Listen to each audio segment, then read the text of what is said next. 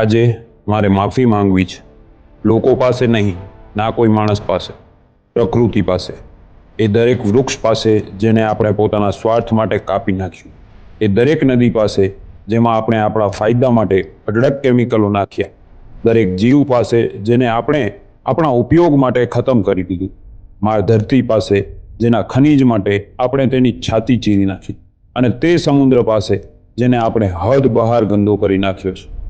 આપણે આપણા સ્વાર્થ માટે જે પણ કરી રહ્યા છે તેનો બદલો આપણે ચૂકવવો પડશે, અને પ્રકૃતિ કેટલી નિર્દય હોઈ શકે તેનો અંદાજો આપણે કોરોના ઉપરથી લગાવી લીધો છે. આશા રાખું છું આપણે સુધરી જશું, કેમ કે નેચર, પ્રકૃતિ એ જો પલટવાર કરશે તો માનવ જાતિના મૂળિયા ઉખેડીને ફેંકી દેશે, અને તેમાં સહેજ પણ વાર નહીં લાગે. કેમ છો સર? બસ એકદમ ફાઇન. તમે કેમ છો? એકદમ મજામાં સર. સર સેજ બી આપણે ટાઈમ નહીં બગાડશું ને, ડાયરેક્ટ વ્યુઅર્સને તમે જે બી નોલેજ પીરસશો એ અમે લેવા તૈયાર છીએ, બરાબર? સર પહેલા તો મને એ જણાવો, તમે રાઇટર છો, તમે કલમો લખો છો અને લોકો ખૂબ વાંચે છે, વિધાનસભામાં તમે ટ્રાન્સલેટર છો, તો પછી આ હરપ પકડવાના ધંધા ક્યાંથી ચાલુ કર્યા? હરપ પકડવાના ધંધાની જે વાત છે ને, એ મારા બાળપણ સાથે જોડાયેલી છે. જી. સૌરાષ્ટ્રમાં મોટી પાનેલી ગામમાં મારો ઉછેર મોટા ભાગનો ત્યાં થયો. તો કાઠિયાવાડી છીએ એટલે કાઠિયાવાડી લેકો ટોકો તો વાતોમાં આવી જશે, પણ મૂળ તો આપણી વાત છે. તો એ ગામડાનું જે વાતાવરણ હતું, સ્વાભાવિક તમે આજે આપણે જે મેગા સિટીઝમાં જીવીએ છીએ એના કરતાં આજે આપણે ગામડે જઈએ ત્યારે આપણને ખૂબ ગમે છે. કારણ કે ગામડામાં ઘણું પ્રકૃતિથી આપણે નજીક રહેવાય. ને ત્યારે તો એ બહુ કુદરતી વાતાવરણ હતું કે આપણે કુદરત જ હતી સામે. બિલકુલ.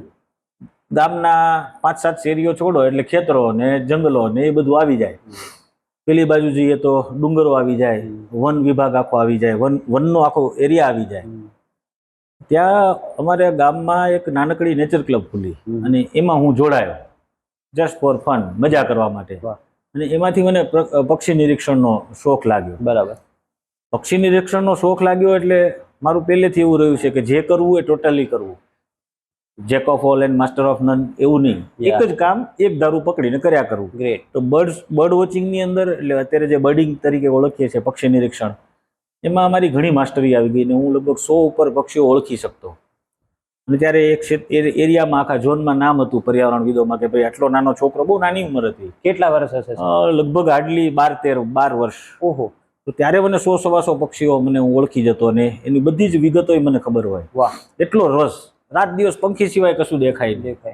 તો એક દિવસ એવી ઘટના બની કે આ ઘટના હું બધે વારંવાર કહું છું, પણ એ છતાંય દર વખતે કેવી ગમે છે, કારણ કે મારા જીવનનું જે પરિવર્તન થયું, જીવનનું એક પરિવર્તન દરેકના કાળમાં આવતું હોય છે. મારે બહુ નાની ઉંમરે આ પરિવર્તન આવ્યું. તો એ જે પરિવર્તનનું કારણ જેવી ઘટના હતી ને, એ મારા માટે આજે સરપ પકડવાના ધંધામાં મને લઈ ગઈ. અમે લોકો રેલવે સ્ટેશન ઉપર રહેતા, ફાધર રેલવેમાં હતા.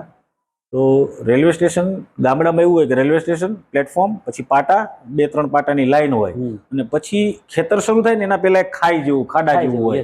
એ બધે યુનિવર્સલી આવું હોય. ત્યાં લોકો છે ને, કૂતરું મરી જાય તો ત્યાં નાખી જાય, બીજું કોઈ પ્રાણી મરી જાય તો ત્યાં નિકાલ માટે ત્યાં નાખી જાય, કારણ કે એ ઉજળ એરિયા હોય, ત્યાં કોઈ રહેતું ન હોય. તો સોસાયટીમાં, સામેની સોસાયટીમાંથી એક સાપને મારી અને લાકડી ઉપર ચડાવીને આવ્યા અને ત્યાં નાખી ગયા. એટલે હું દૂરથી જ ઓળખી ગયો કે આ તો ધામણ છે, કારણ કે પ્રકૃતિની સાથે જે જોડાયેલા હોય ને એને સાપની કદાચ વિશેષ ના ખબર હોય, પણ બેઝિક તો ખબર હોય, પ્રાથમિક વિગતોની ખબર હોય. યાર આ તો ધામણ છે ને બિનઝેરી છે, આને શું કરવા મારી? એટલે મને બી થોડું અરેરાટી થઈ, કારણ કે પ્રકૃતિ પ્રેમી રહ્યા અને બાળક ઉંમર એટલે એક સંવેદનશીલતા વધુ હોય. તો હું જોવા ગયો. એ ધામણને એ લોકોએ લાકડી એટલી બધી મારેલી કે આખું શરીર છૂંદાઈ ગયેલું, ચારે બાજુથી લોહીના માંસના લોચા બહાર નીકળી ગયા અને બ્લીડિંગ પણ થતું હતું, પણ જીવતી હતી. ઓહો. એટલે એ લીમડા નીચે નાખીને તો હું સવારે સ્કૂલે જાઉં, એના પહેલા જોઈને જાઉં, સાંજે જોઉં, જ્યારે સમય મળે ત્યારે જોવા જાઉં. એ જીવતી હતી, 2 દિવસ સુધી જીવી.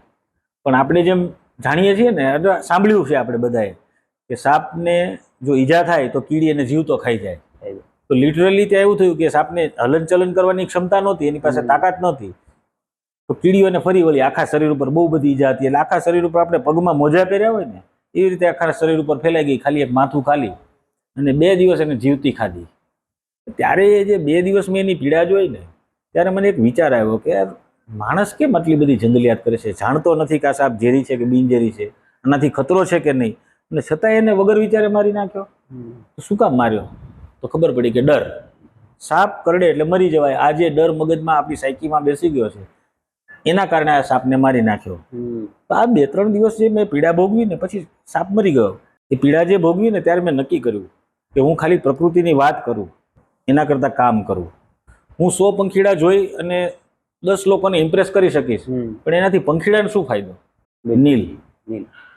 તો આ ફિલ્ડ મને એવું લાગ્યું કે આમાં કામ કરવાની જરૂર છે, લોકોમાં જાગૃતિની જરૂર છે. અને મને એક એવો વિચાર આવ્યો કે હવે હું લોકોને રોકીશ. તો પછી કાઠિયાવાડમાં તરત જ એમ કે તને પેટમાં બળતું હોય તું લઈ જા. એ તો આપણી તૈયારી હતી નહીં, ત્યારે આપણને આવડતું નહોતું. એટલે એ ઘડીએ એ નિર્ણય કર્યો કે હવે હું સાપ વિશે સમજીશ, જાણીશ અને એને બચાવતો થઈશ. કે જેથી કોક એમ કહે ને કે તને પેટમાં બળતું હોય તો લઈ જા, તો હું લઈ જઈશ. એટલે સર્પમાં ત્યાંથી અભ્યાસ શરૂ થયો અને આખી એક પ્રક્રિયા વર્ષો ઉપરાંતની 38-40 વર્ષ સુધી મેં સાપ પકડ્યા. એટલી લાંબી ચાલી. અમારી તો ઉંમરથી એ મોટે. હા, એવું કહી શકાય. એક બાજુ સર લોકો સાપની પૂજા કરે છે ભોગ મહારાજ તરીકે, એક બાજુ જેવો નીકળે તેવું વિચારે નહીં કે આ ઝેરી હશે કે નહીં, કે આપણે કોઈ એક્સપર્ટને પૂછીએ. તો આના માટે થઈને, આ મેઇન રીઝન માટે થઈને જ તમે આખું જીવન સાપને અર્પણ કર્યું કે ભાઈ હવે હું લોકોને કહીશ કે ભાઈ આ ઝેરી નથી અને જસ્ટ જવા દો એના રસ્તે, એટલે એ નીકળી જશે. બરોબર છે સર. ઘણીવાર છે ને ગામડે લોકોને સાપ કરડે, વીછી કરડે, તો એ ગામની દેશી દવાઓ કરતા હોય. ઘણીવાર કામ કરે એ દેશી દવાઓ, ઘણીવાર ના કરે, માણસ મરી જાય. ઘણીવાર તો અંધશ્રદ્ધાને લીધે ભુવાઓ પાસે જતા રહે. તો ડોક્ટર પાસે ના જવું આવા કેસોમાં કેટલું રિસ્કી હોય? જે પ્રશ્નનો અંત છે ને કે ડોક્ટર પાસે ન જવું કેટલું રિસ્કી, એનો એક જ લીટીમાં જવાબ છે કે ડોક્ટર પાસે ન જવું એટલે 99% રિસ્કી. એના 2-3 રીઝન્સ છે. જી. કે ભુવા અને જે બાધા આખડી અને જે બધું છે, તો એ બધું એક એવો જમાનો હતો કે જ્યારે મેડિકલ ટ્રીટમેન્ટ અવેલેબલ નથી. ત્યારે લોકો પાસે આ જે લોકો છે ને, ભુવા હતા, માતાજીના ભુવા હતા, સાપ બાંધવાવાળા, સાપનું ઝેર ઉતારવાવાળા, વીછીનું ઝેર ઉતારવાવાળા, સમાજની પાસે એ જ ડોક્ટર તરીકે ઉપલબ્ધ હતા. સૌરાષ્ટ્રની અંદર અને ગુજરાતના અમુક ભાગોને છોડતા વૈદો ઉપલબ્ધ નહોતા ગામડાઓમાં. ડાંગમાં જાઓ તો ભગતો છે, તો ભગતો વૈદકીય જાણે છે, વૈદકીય ઔષધિઓનું જ્ઞાન છે એમની પાસે. સૌરાષ્ટ્રના ભુવા જે છે એ આધ્યાત્મિકતા સાથે જોડાયેલા, ધાર્મિકતા સાથે જોડાયેલા છે. એ લોકો પોતાનો પ્રયત્ન પોતાની રીતે સનિષ્ઠ રીતે કરતા. પણ સાપ કરડે અને ભુવા પાસે જો જઈએ તો મરી જવાના ચાન્સ વધી જાય. એના પણ લોજિક છે કે સાપ ઝેરી છે કે બિનઝેરી છે એ તો કોઈને ખબર નથી. ભૂવો તો રિસ્ક લઈ રહ્યો છે, ડોક્ટર રિસ્ક નથી લેતો.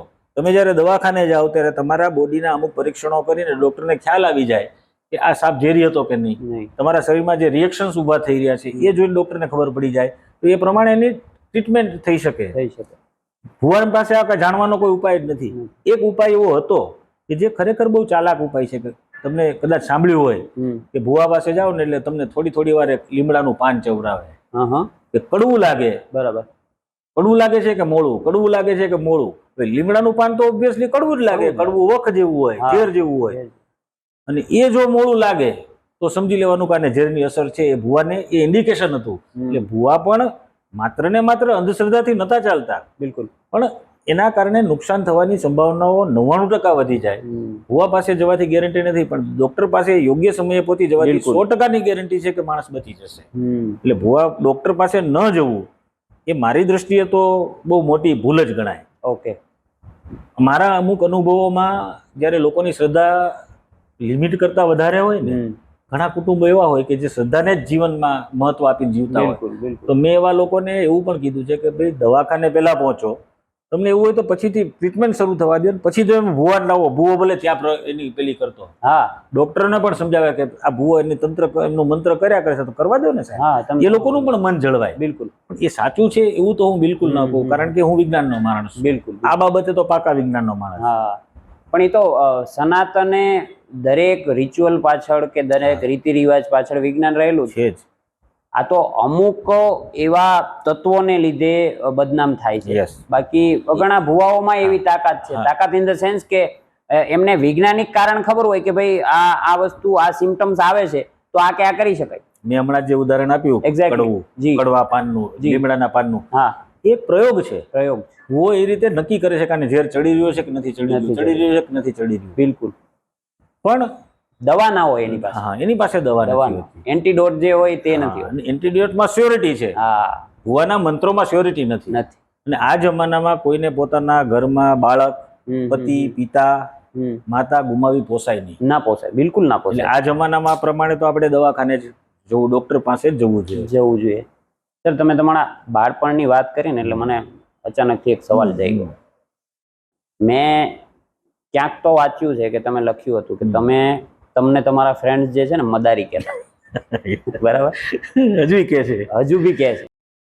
એ સહન શક્તિ, કારણ કે તમારે જ્યારે બાળપણ હતું ત્યારની મસ્કરી તો અત્યારે થઈ બી ના શકે ને વિચારી બી ના શકે એવી મસ્કરી થતી. ખરી વાત. હવેની પેઢી મસ્કરી સહન નથી કરી શકતી. નથી કરી શકતી. તમને શું લાગે છે એના કારણે? વર્ષો ઉપરાંત દરેક સામાજિક સ્થિતિઓ, એટલે સમાજ જેમ બદલાય છે એવી રીતે સમાજના રહેણી કરણી, એના રીત રિવાજો, બોલી ચાલી અને આખું સાયકી બદલાય છે, માનસિકતા બદલાય છે લોકોની. એક જમાનો હતો કે હું શેરીઓમાં અમે રમતા હોઈએ અને અમારા શિક્ષક ખાલી શેરીના છેડે જો ડગલું માંડે ને તો જેટલા એ શિક્ષકના ક્લાસમાં ભણતા હોય ને એ બધા ફટફડાટ ઘરમાં જતા રહે, સાહેબ આવ્યા. રિસ્પેક્ટનો ભાવ હતો. બિલકુલ. એ જમાનો અલગ હતો. આજે વિદ્યાર્થીઓ શિક્ષકને એમ કે બહાર નીકળ એટલે તને જોઈ લઉં, તે મને માર્યું કેવી રીતે. આજે સાયકોલોજીકલ શિફ્ટ છે એ ભૌતિકતાની સાથે બદલાયો છે. ઓકે.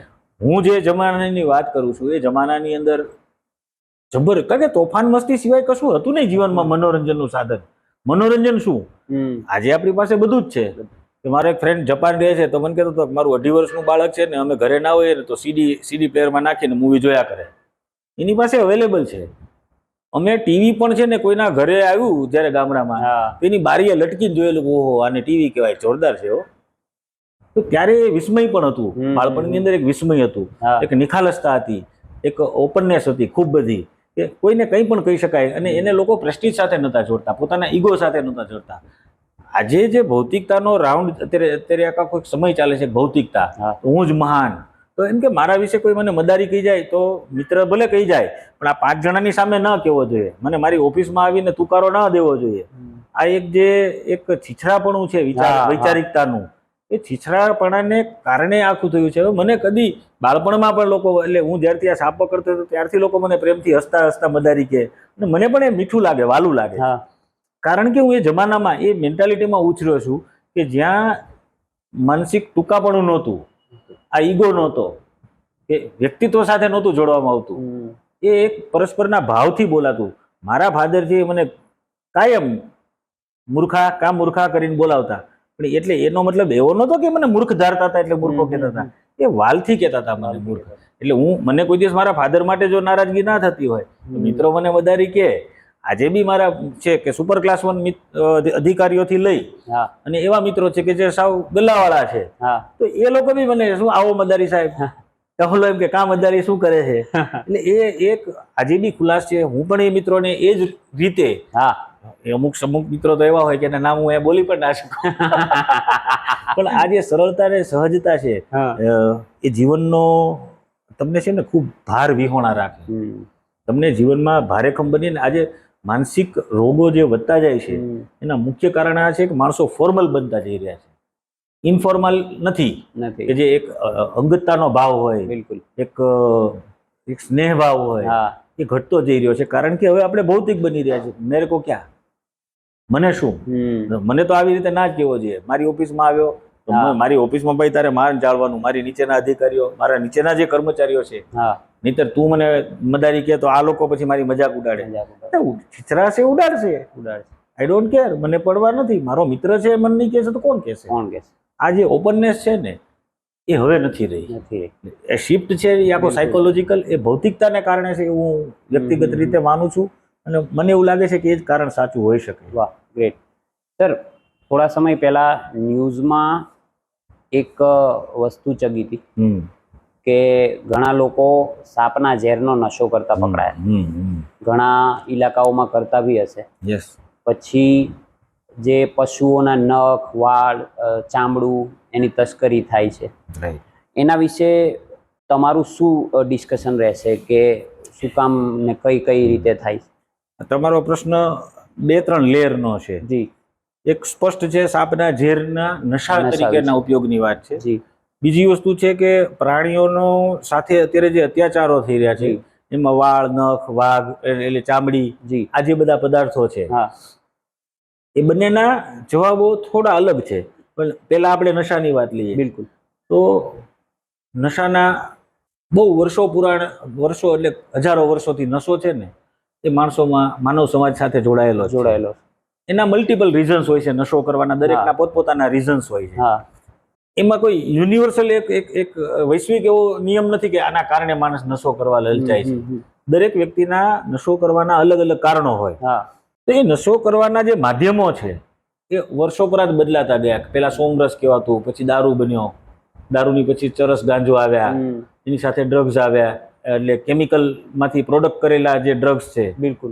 એ કેમિકલ માંથી જ બને છે. Pills સીધે ને બધું સીધા આવે. પિલ્સ ને એ બધું આવે છે. એટલે માણસ પાસે કેવું છે કે હવે જિંદગીનો તણાવ એટલો બધો છે, આ જિંદગીનો સ્ટ્રેસ એટલો બધો લઈએ છે. ભારતમાં વી આર ફાર બેટર. આપણે બધા કરતા ઘણા આપણે સરળ છીએ. Yes. કારણ કે હું છે ને તમારા ખભે મૂકીને હાથ મૂકીને વાત કરી શકું. વાત કરી છે. વેસ્ટર્ન વર્લ્ડની અંદર આ નિકટતા નથી. નથી. હું મને કઈ તકલીફ હોય તો હું કોઈ મિત્ર સાથે હું શેર કરી લઉં, અરે યાર મને આ તકલીફ છે. ફોરેનમાં તો કોઈ શેર કરવાનું એમ કે નહીં, અમારી અંગત વાત કેમ કે મા બાપ ને છોકરાઓ વચ્ચે હા, એટલી હા, નીકળતા હા, નથી. નથી કહેતા. હા. તો આ એક્સક્લુઝિવિટી જે છે ને એ માણસને ક્યાંક ને ક્યાંક સ્ટ્રેસ અપાવે. અને આ સ્ટ્રેસમાંથી મુક્ત થવા માટે હવે તમે જ વિચારો કે ગામડાની અંદર આપણે મોટા થયા, પ્લાસ્ટિક સાયકલના પૈડા દોડાવતા, હા પછી પેલું એક લોખંડનું બનાવે ને એક હેન્ડલ આવે એનાથી ચકડી હા, દોડાવતા, હા, હા. આવા અનેક સાધનો હતા મનોરંજનના. બિલકુલ. રળવા થવાના, હા મા બાપનો માર ખાઈને મોટા થયા હોય, એની કઈ ભાર ના હોય. જીવનના ભાર, જીવનમાંથી માથે ભાર લેવો પડે ને એવી કોઈ પરિસ્થિતિઓ નહોતી. આજે હવે એવું છે કે મા બાપ છે છોકરાઓ પાસે અપેક્ષાઓ રાખતા થઈ ગયા. છોકરાઓને ટેન્શન હોય અત્યારથી ભણવાનું. પેલા 5 ચોપડા લઈને સ્કૂલે વયા જતા હતા. હવે તો આખો મોટો થેલો લઈને બીજા ધોરણનું બાળક મોટું થેલો લઈને જાય છે. એટલે આ બધાને કારણે જે સ્ટ્રેસ ફેક્ટર વધુ એમાં નશો આવ્યો.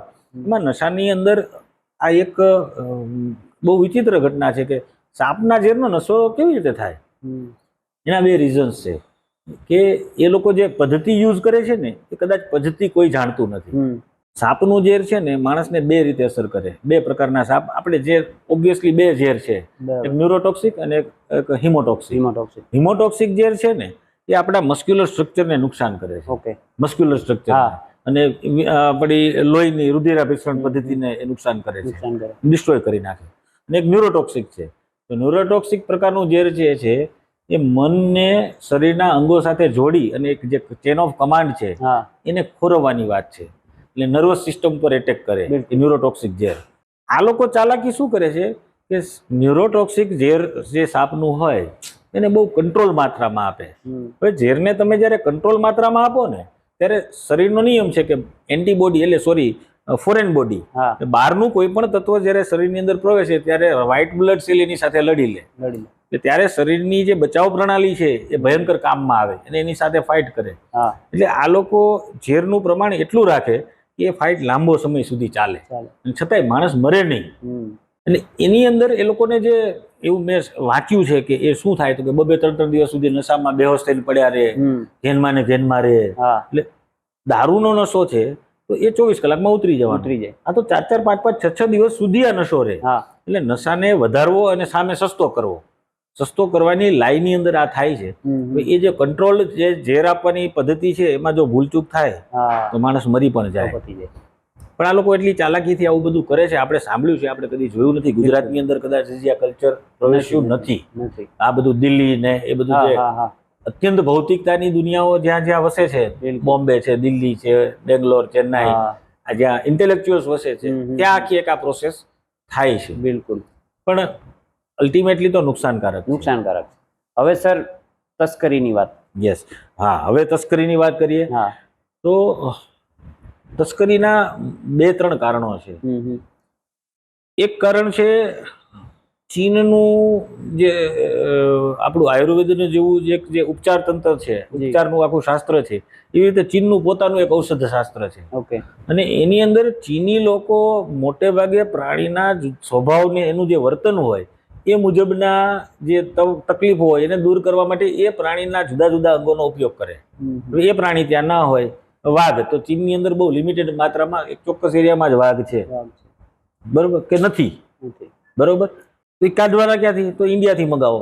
ઇન્ડિયાથી કઈ સરકાર તો આપે નહીં, એટલે એની તસ્કરી શરૂ થાય. વાઘનું ચામડું આપણે એવું જોતા કે ભાઈ રાજાઓની હવેલીઓ હોય મોટાની, તો એના ઘરમાં ચામડાઓ બધા સિંહના ને વાઘના ને બધા પાથરેલા હોય, એના ઉપરથી માણસો ચાલે અથવા બેસે, રાજા બેસે કે કોઈ રાજવી જયારે બેસે ત્યારે એના પગ પાસે સિંહનું વાઘનું આખું ચામડું હોય ને માથે માથું હોય. એટલે એક રોયલ્ટીનો એક દેખાવ છે.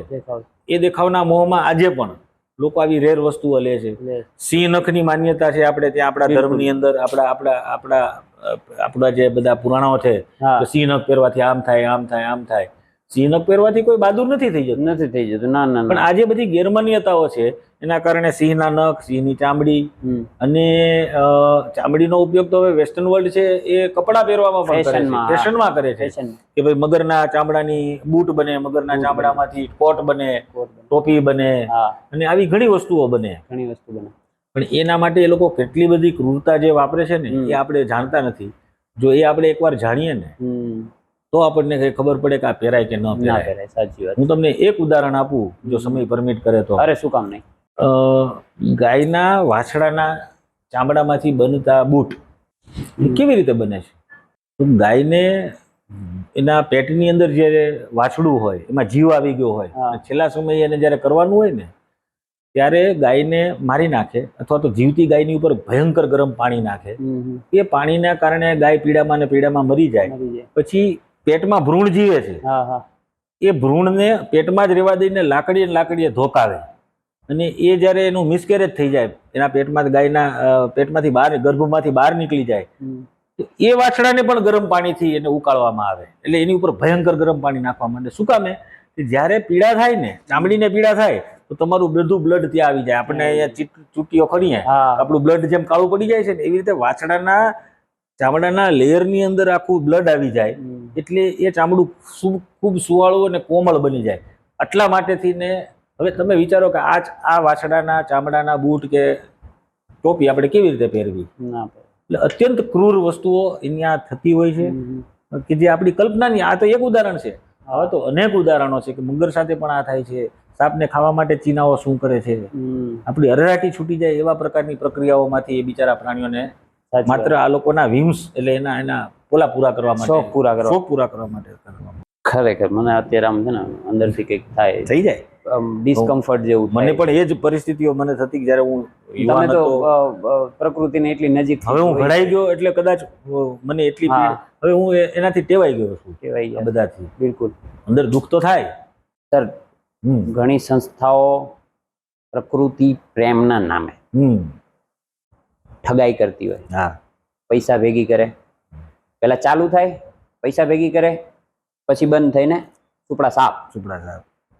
આ બાબતમાં એક તો સારી સંસ્થાઓ વગોવાઈ જાય કે આ પણ એવી જશે, અને બીજી વસ્તુ મારે તમને એ પૂછવાની કે કાયદો આની પર શું એક્શન લેશે? જો પર્યાવરણના નામે થતું ચીટિંગ, છેતરપિંડી જી, અને કાયદો, એ ચીટિંગ જે છે ને એ આપણે ક્રિમિનલ લોઝ ની અંદર જાય. એટલે એ પોલીસનો કિસ્સો આખો બને. બિલકુલ. પણ એ ક્યારે થાય કે જ્યારે કોઈ ફરિયાદ કરે ત્યારે. પણ હવે માની લો કે મારી પાસે જ કોઈ એવી, હું પ્રકૃતિ પ્રેમી છું પણ જીવનમાં મેં કશું કર્યું નથી પ્રકૃતિ માટે, અને મને કશું કરવાની ઈચ્છા છે, તો હું કન્ટ્રીબ્યુટ કરીશ. કઈ રીતે કરીશ? આ રીતે કરીશ. તો વિશ્વની અંદર થોડીક સંસ્થાઓ એવી છે કે જે 100% કોમર્શિયલાઇઝેશન એનું નથી થયું, એ લોકો એનું કામ કરે છે. દાખલા તરીકે સૌથી મોટામાં મોટી સંસ્થાઓ છે તો world wide fund for nature, WWF, એ બહુ જૂનામાં જૂની રાજાશાહીના વખતથી બ્રિટનમાં ભણવામાં આવતી આપણે. તો એ સંસ્થાઓ છે, તો એ લોકો જેન્યુઇનલી એના આવતા પૈસાને એની પ્રોડક્ટ પણ વેચે છે પોતાની, અને એમાંથી આવક થઈ અને જે ડોનેશન મળે એની આવકમાંથી પણ પ્રાણીઓ માટે કામ થાય છે. કામ થવાના 2-3 પ્રકાર છે કે કોઈ ઊંટ માટે કામ કરવું છે તો માત્ર ઊંટને ટેકો કરીને કે 2 ઊંટને બચાવી લેવાથી ઊંટનું કામ નથી. પણ એક પ્રજાતિ ઊંટની ચાઇનામાં એવી છે કે જે નામશેષ થતી જાય છે. તો પહેલા તો એના પર રિસર્ચ કરવાની વાત જરૂર છે. આ લોકો રિસર્ચની અંદર વધારે નાખે છે કારણ કે રિસર્ચ અને અવેરનેસ આ 2 મુદ્દા એવા છે કે જે સૌથી વધારે અગત્યના છે. બિલકુલ. પણ હવે કઈ સંસ્થા ક્યારે કેવું કરતી હશે કે શું કરશે એ આપણે કહી ના શકીએ કારણ કે આ હ્યુમન નેચર છે. બિલકુલ. એટલે હું વ્યક્તિગત રીતે આવું માનું છું કે ભાઈ કાયદો જે જ્યારે કરે આ તો મેં માની લો કે 10,000 નાખ્યા અને મને એમ થયું કે આ ખોટા લઈ ગયા તો મારે પોલીસ કેસ કરવા માટે તૈયારી રાખવી પડે અથવા તો પછી જતા કરવા પડે. એટલે આમાં કેવું છે કે જે હ્યુમન નેચર છે એને તમે નથી બદલી શકવાના એ ક્યાંય પણ એની લેવલ ઓફ સોસાયટી એ તમે નથી બદલી શકતા. બરાબર. બેઝિકલી જ્યારે ખબર પડે કાયદાને ત્યારે કંઈક એક્શન થાય. હા, કારણ કે આપણે ક્યાંય 500,000 નું દાન આપ્યું તો પછી બીજે દિવસે યાદ ના હોય અને એ 6 મહિના પછી સંસ્થા બધાના એવા 500,000 લઈને નીકળી ગયું. તો હવે કઈ 500,000 હાટું તો હું કાયદાના દરવાજા ખડખડાવવાનો નથી. વચ્ચે એક તમને કદાચ તમને તો યાદ પણ નહીં હોય, હું બહુ યુવાન હતો ને એ વખતે ભરૂચ બાજુ કોઈ એક કંપની ખુલી હતી. બરાબર. અને તમને જમીનનો એક ટુકડો તમારા નામે કરી દે અને ત્યાં જે વૃક્ષો આવ્યા હોય વાવે અને એના પૈસા છે ને એ તમને મળશે એમ. અત્યારે તમે ઇન્વેસ્ટ કરો 6,000 નાખો. બરાબર. અને 10 વર્ષ પછી કે 12 વર્ષ પછી એ જે વૃક્ષો મોટા થાય અને એની કાપીને એનો જે વેચાણ થશે એમાંથી અમે તમને પૈસા આપીશું અને અત્યારે તમારા નામે એટલી જમીન એમ કે ભાઈ આટલો ટુકડો અને એટલા વૃક્ષો એ તમારા. એ બહુ મોટું કૌભાંડ થયું હતું. બધાના પૈસા ગયા છે, પોલીસ કેસ છે, આ બધું થયું હશે, લોકો જેલમાં હશે, કોઈ છટકી ગયા હશે, ઘણું બધું હશે. પણ એ આપણા ડિસ્ક્રિપ્શન ઉપર એટલે આપણી વિવેક બુદ્ધિ ઉપર એ આપણે નક્કી કરવું પડે કે ક્યાં પૈસા નાખવા અથવા તો નહીં નાખવા. સાચી વાત છે. કામ થતું હોય પ્રેક્ટિકલી જુઓ છો તો ત્યાં ગયા ખાતે આપી અને પૈસા આપી દેવા જોઈએ. કૃષ્ણાર્પણ અસ્તુ. ગ્રેટ. સર, હમણાં રિસન્ટલી જ કચ્છમાં એક જબરજસ્ત વિશાળકાય સાપ મળ્યો હતો કે એ પ્રજાતિ લગભગ કરોડો વર્ષ પહેલાની, જેને વાસુકી નામ આપવામાં આવ્યું હતું. બરાબર. તો આ વિશે તમારા શું મંતવ્યો રહેશે કે હજુ પણ આવી પ્રજાતિઓ એમેઝોનમાં કે ક્યાંય મળી શકે ખરી? આ જ કારણોસર તમારો જે પ્રશ્ન છે ને બહુ મજાનો છે. કારણ કે આપણે છાપામાં જોયું, તમે જોયું હશે કે આ વાસુકી ઇન્ડિકસ એનું નામ વૈજ્ઞાનિકો એનું નામકરણ કર્યું. એટલે હું વૈજ્ઞાનિકોને છે ને જે પર્યાવરણના વૈજ્ઞાનિકો છે ને એને હું એવું કહું છું કે પ્રાણીઓના ફૈબા છે. કેવી રીતે? એ આખી પ્રોસેસ છે, આખી બહુ સમજવા જેવી પ્રોસેસ છે.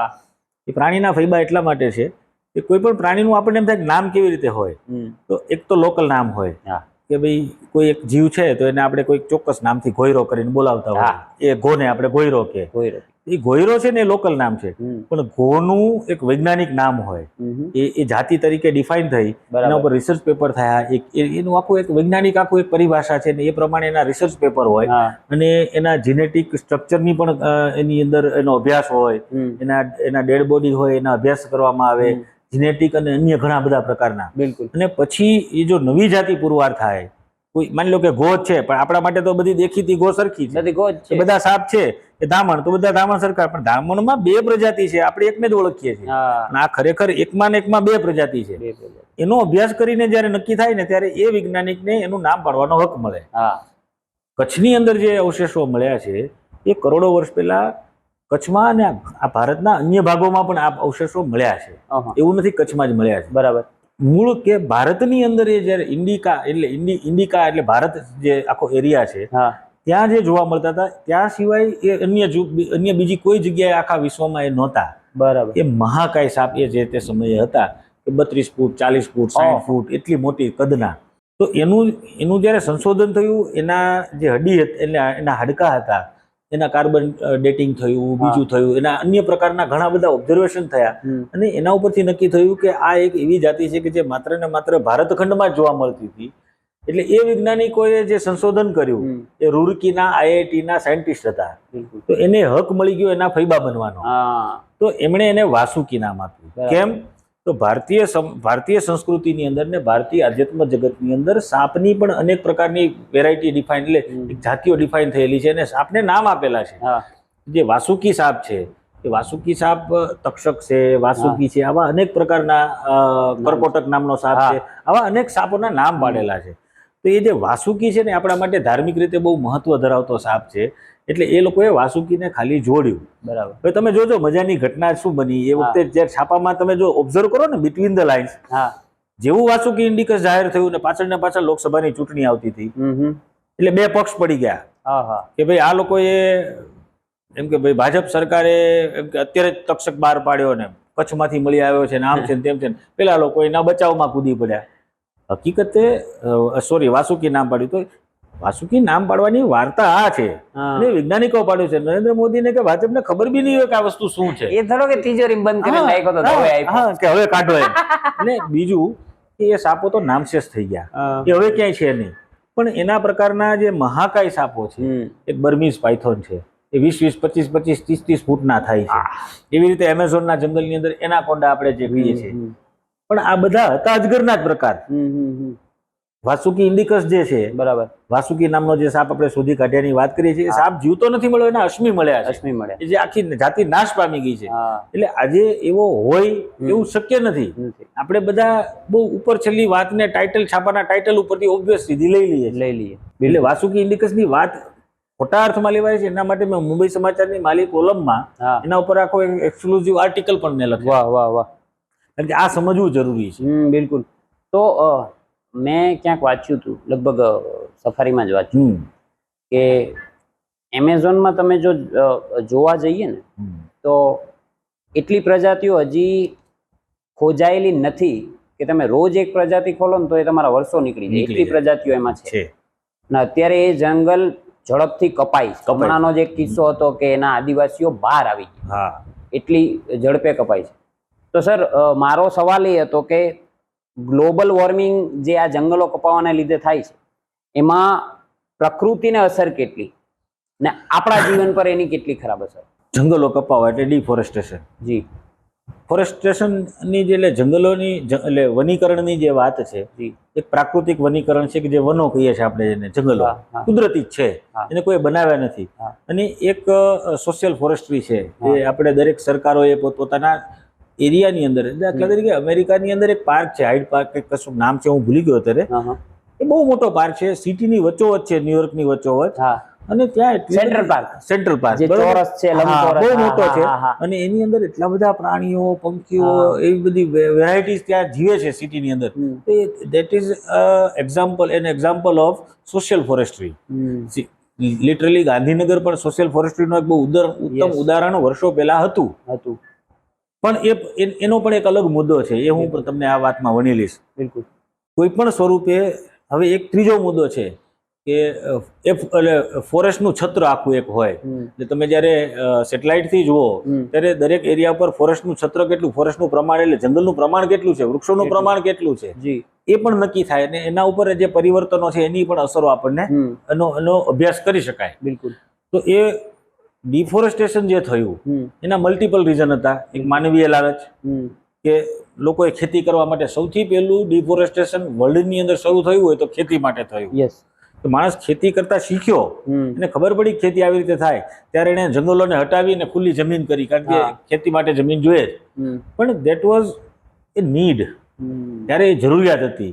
અને આપણું જે ભારતીય સંસ્કૃતિ ને આપણું ભારતીય આખું જે કલ્ચર છે, એની અંદર નરેન્દ્ર મોદી એક બહુ સરસ બે જગ્યાએ બોલ્યા હતા, અને મેં પણ એ વાંચેલું છે કે પ્રકૃતિનું દોહન કરો, શોષણ નહીં. દોહન એટલે આપણે દોઈએ ગાયનું, તો ગાયનું દૂધ દોતા પહેલા આપણે એવું વિચારીએ છીએ કે વાછડાનું શું, તો વાછડાને પહેલા પાઈ દો અથવા તો વાછડાનું અલગ રાખો. એટલે પ્રાકૃતિક જે સંપદા છે, આપણી જે મિલકત છે, એમાંથી લો, પણ એટલું બધું ન લો કે જેથી એને નુકસાન થાય. એ પ્રમાણભાન આપણે ભૂલી ગયા. એટલે જંગલોનું ડિફોરેસ્ટ, એટલે જંગલો કપાતા ગયા. અને માણસ તો શું, પ્રાણીઓ પણ બહાર આવી જાય. બિલકુલ. જેની પાસે, જેનો આવાસ જ જંગલ છે, જેનું પ્રાકૃતિક રહેઠાણ જ જંગલ છે, તો એ ક્યાં જવાના? એ બીજે તો ક્યાંય સેટ થવાના નથી. હું તમને ગાંધીનગરનું એક ઉદાહરણ આપું, એક જ આપીશ. અનેક એના ગ્લોબલ વોર્મિંગ પણ એનું પરિણામ છે. એ સિવાય જે અનપ્રેડિક્ટેબલ રેનિંગ સિસ્ટમ, રેનિંગ આખી પેટર્ન બદલાય છે, એ પણ આ ડિફોરેસ્ટેશનના કારણે એના આપણે ન ધાર્યા હોય એવા પરિણામો અને એવા રિઝલ્ટ આપણને, અથવા તો એવી સાયકલો બનતી જાય છે. બિલકુલ. તો ગાંધીનગરની અંદર તમે કોઈ પણ ટોપોગ્રાફિકલ જ્યારે એની અંદર ચેન્જ લાવો ને, એ પોઝિટિવ હોય કે નેગેટિવ હોય, એની અસર તો થવાની. એનો હું તમને ડિફોરેસ્ટેશન નહીં, પણ ગાંધીનગરને લીલું કરવાના પ્રયાસથી ગાંધીનગરમાં એક સાપ કેવી રીતે નાશ પામ્યો એની તમને વાત કરું. ઓહો, આ બહુ જૂજ લોકોએ આ દ્રષ્ટિથી આ મુદ્દા પ્રત્યે વિચાર્યું છે. ગાંધીનગરમાં ઈ સાપ જ નથી હતો ઈ જાતના હતો હતા. હું કહીશ તમને, હમણાં Okay. બધું જ કહું. હા. ગાંધીનગરની અંદર 4 પ્રકારના બિનઝેરી સાપ જોવા મળતા હતા: કોબરા, કાળોતરો, ખડચિત્રો અને ફુરસો, બરાબર. એટલે સોસ્કેલ વાઇપર. ઓકે. ગાંધીનગર ને આંધીનગર કહીએ છીએ. કેમ? તો ધૂળિયા વાતાવરણ, રેતીવાળી જમીન, હા. રેતાળ જમીન બિલકુલ. અને ઝાડી ઝાખરા હતા. હા. બહુ મોટા વૃક્ષોનું પ્રમાણ છૂટું છવાયું હોય. હા ઝાડી ઝાખરા વાળો એટલે સેમી એરેડ આખો ઝોન કહેવાય. હા, હા. ત્યાં ગરમીનું પ્રમાણ ખૂબ હોય. ખડકાળ અને રેતાળ જમીન હોય, આપણી સોઇલ હોય. બિલકુલ. ખડચિત્રાને એટલે ફુરસાને એટલે સોસ્કેલ વાઇપરને હા. આવું વાતાવરણ ગમે અને એ ફાવે. હવે ચીમનભાઈ પટેલ મુખ્યમંત્રી હતા, એમણે જાહેર કર્યું કે રાવલપિંડી વિશ્વનું સૌથી ગ્રીન સિટી છે. તો આપણે હવે ગાંધીનગરને વર્લ્ડનું ગ્રીનેસ્ટ સિટી બનાવવું છે. વાહ. એ સારો આઈડિયા છે. હા બિલકુલ. એક ટીકાને પાત્ર મુદ્દો નથી, પણ એની પાછળ જે કામ થવું જોઈએ ને એ કેમ ના થયું ને એનું શું પરિણામ આવ્યું એની આ એક સ્ટોરી છે. એટલે અહીંના ગુજરાતના જે CCF જે તે સમયે પટેલ સાહેબ કરી હતા ને, એમણે ચેલેન્જ ઉપાડી લીધી, ગાંધીનગરને greenest city of the world બનાવીશ. તો એ કેવી રીતે થાય? સ્ક્વેર કિલોમીટરમાં વૃક્ષોની સંખ્યા, હા એ રાવલપિંડી નહીં પણ કરાચી કે એવું કોઈ એક સિટી હતું કે બરાબર. જેને આપણે greenest city of the world કહેતા. બરાબર. એટલે પર સ્ક્વેર મીટર મેક્સિમમ વૃક્ષોની સંખ્યા ત્યાં જેટલી હતી એના કરતાં આપણે વધારે દેખાડવી પડે. એમણે ઉપાડી લીધું. હવે તમારે જ્યારે ગ્રીનરી દેખાડવી હોય તો ત્યારે શું કરવું પડે કે ઝડપથી ઉગી જાય એવા વૃક્ષો વાવવા પડે. એટલે એમણે અનેક પર સ્ક્વેર મીટર એટલા બધા વૃક્ષો વાવ્યા હા કે એને ખબર હતી કે ભાઈ મર્યાદામાં જ ઉછરવાના છે, તો પણ એ પેલા કરાચી કરતા વધી જશે આપણું, વધી જશે. અને ઝડપથી ઉછરી જશે, ઝડપથી એ મોટા થઈ જશે. હા. અને ગાંધીનગર લીલુંછમ થઈ ગયું અને greenest city of the world બની પણ ગયું. તો એની સાઈડ ઇફેક્ટ શું થઈ? મેટાસીન લઈએ અને જે બીજી સાઈડ ઇફેક્ટ માથું હા. દુખવાની કે અન્ય કોઈ આવે ખંજવાળની કે બિલકુલ. એવી રીતે આની સાઈડ અસર એ થઈ કે ગાંધીનગર જે સેમી એરિડ હતું, મધ્યમ શુષ્ક, હા પથરાળ, રેતાળ અને બદલે માટીવાળું ને એવું બની ગયું. હવે ખડચિતળા માટે રહેવા લાયક જમીન જ ના બચી. તો એ શું કરે? તો એ કાં તો શિફ્ટ થઈ ગયા, કાં તો બધા મરી ગયા. આ મુદ્દો ગુજરાતની અંદર મેં જ્યારે આનો, મારી સાથે એક છોકરી ભણતી હતી, એટલે શીખવા આવતી હતી સાપનું, ભૂમિ પંડ્યા કરીને. જી તો એ છોકરીના મનમાં એ મુદ્દો આવ્યો કે આપણે ત્યાં પુરુષો હતો કે નહીં. એટલે અમે સંશોધન કર્યું તો અંગ્રેજોના ગેઝેટની અંદર નીકળ્યું કે ગાંધીનગરની અંદર ફુરસો હતો, એવું નોંધાયેલું છે ગેઝેટની અંદર. લગભગ 38 વર્ષ પહેલા ગાંધીનગરના જે અહીંયા જન્મીન મોટા થયેલા એવા સ્નેક રેસ્ક્યુઅર છે, બરાબર. એમણે ગાંધીનગરમાંથી ફુરસો રેસ્ક્યુ કરેલો છે, બચાવેલો છે. મતલબ કે ત્યારે એને અનેક કરેલા. હા તો ત્યારે સોસ્કેલ વાઇપર હતા, બિલકુલ. પણ આ એફોરેસ્ટેશન થયું. ડિફોરેસ્ટેશનની અસર, એફોરેસ્ટેશનની અસરને કારણે આખો એક જીવ ગાંધીનગર છોડીને જતો રહ્યો. તમે હિંમતનગર બાજુ જાઓ, પ્રાંતિજ જાઓ, તમને સોસ્કેલ મળશે. હા અહીંથી થોળ જાઓ, થોળમાં મળશે. અમદાવાદના જે છેવાડાના એરિયા છે ત્યાં તમને સોસ્કેલ મળશે, પણ ગાંધીનગર સિટીના અંદર તમને નહીં મળે. સિટી ને આજુબાજુના હા, હા. ચોક્કસ એરિયાની અંદર પાવટ જ નથી જગ્યા. આ જો આટલી પોઝિટિવ કામ કર્યું ને એની જો અસર સાઈડ ઇફેક્ટ થતી હોય, તો નેગેટિવ જે કામ થાય એની તો અસર આપણને આ વરસાદની પેટર્ન અથવા અન્ય પ્રકારે ગરમી વધી રહી છે, હા નથી પોસાતું, એને ઘરમાં એસી લખાવવું પડે. કારણ કે AC is not a luxury now. AC luxury નથી, હવે જરૂરિયાત બની ગઈ છે. જરૂરિયાત એટલી બધી ગરમી આવી ક્યાંથી? પેલા તો 35 હતું તો રાડ બોલી જતી, ઓહો 35 પહોંચ્યું, એટલે બદલે 45 તો રમતા રમતા જતું રહે છે. આ અસર ડિફોરેસ્ટેશન અને એના કારણે ઊભી થતી. ડિફોરેસ્ટેશન એટલે ખાલી વૃક્ષ કાપી નાખ્યા નહીં, વૃક્ષની પાછળ કેટલું જાય છે યાર.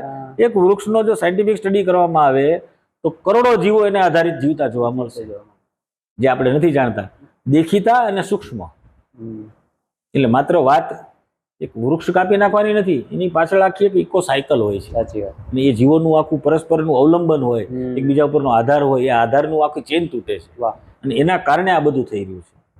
સર, તમે મુંબઈ સમાચારમાં નિસર્ગનો નિનાદ નામની એક કોલમ લખો છો, અને એ બધાથી અલગ હોય છે. શું ફરક છે તમારી કોલમમાં, તમે લખેલી કોલમમાં, ને બીજાએ લખેલી કોલમમાં? આમ તો બહુ હળવા ટોનમાં જવાબ આપું હા હા, તો દરેક માને પોતાનું સંતાન વાલું લાગે. વાલું લાગે. એટલે મને મારી કોલમ યુનિક લાગે, એમાં નવાઈ નથી. હા હા. પણ હું જર્નાલિઝમનું ભણ્યો ને 18-19માં, જી ત્યારે હું નક્કી કરેલું કે જો હું કંઈક યુનિક લખી શકું ને તો જ હું લખીશ, અને મને કોઈ છાપું સામેથી કહેશે તો હું લખીશ. હું માગવા નહીં જાઉં. નહીં જાઓ. આ એક મારો સ્વભાવ છે અને એ ખુદારીથી હું કાયમ જીવ્યો છું. જી વાહ. તો મને સૌથી પહેલું ઇન્વિટેશન મળ્યું હતું નવ ગુજરાત સમય, અને ત્યાં હું રેન્ડમ સબ્જેક્ટ ઉપર એક કોલમ લખતો હતો, વિચાર વલોણું. બરાબર. એ લગભગ 6 મહિના ચાલી, 6-8 મહિના ચાલીને કોરોના આવી ગયો. એની અંદર કોઈ બંધન, વિષય બંધન નહોતું. હું કોઈ પણ સબ્જેક્ટ ઉપર લખતો.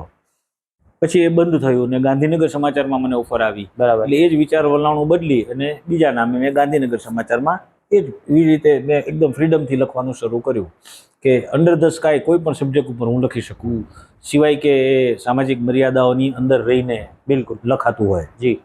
એ પછી અચાનક જ મુંબઈ સમાચારમાંથી સામેથી કોલ આવ્યો, આ ફેસબુક ઉપરનું મારા જે રાઇટિંગ્સ છે એ જોઈને. એટલે એ લોકો એ વખતે નવી કલમો શોધતા હતા. તો એમને એમ થયું કે આ ધર્મેન્દ્રભાઈનું કંઈક યુનિક હોય છે. તો એમણે મને સંપર્ક કર્યો અને એવું કીધું કે તમે લખશો કલમ? હા, લખીશ. બરાબર. અને ત્યારે ગાંધીનગર સમાચાર એક જ હતું, નવ ગુજરાત તો બંધ થઈ ગયેલું. તો મેં હા પાડી. તો કે શેના ઉપર લખશો? એટલે મેં કીધું હું સાપ ઉપર લખીશ. તો કે ના યાર, સાપ ઉપર એમ બાંધીને ના લખો. તો કે પ્રકૃતિ ઉપર લખો, એમ પ્રકૃતિ ઉપર લખો, નેચર ઉપર લખો. તો મેં કીધું સારું, ચલો હું પ્રકૃતિ ઉપર લખીશ. પણ મેં કીધું મારો એક કન્સેપ્ટ આખો અલગ છે, હું એ રીતે લખીશ ને મારા અંદાજમાં લખીશ, મારા ટોનમાં લખીશ. લોકોને સારું લગાડવા માટેથી બહુ ભારેખમ ભાષા અને હું પોતે વૈજ્ઞાનિક છું એવી આભા ઊભી કરવાના હેતુથી મારે આ પર્યાવરણની કોલમ લખવી નથી. મારે પર્યાવરણને લોકભોગ્ય બનાવવું છે. તો એનું એક હું આમાં આગળ વાત કરું તો એ વાત કરીશ તમને. તો એવી રીતે શરૂ થઈ. તો તમે જોશો કે પ્રકૃતિ ઉપર ઘણું બધું લખાય છે, પણ એ કેવું છે કે વિદ્વતા ભરી વાતો હોય. બિલકુલ. એટલે વિદ્વાનો એ લખેલા કોઈ કાં તો કોઈ આર્ટિકલ માંથી એનું ગુજરાતી કરેલું હોય અથવા તો વિષય ઉઠાવી અને માહિતીથી ભરપૂર હોય. બિલકુલ.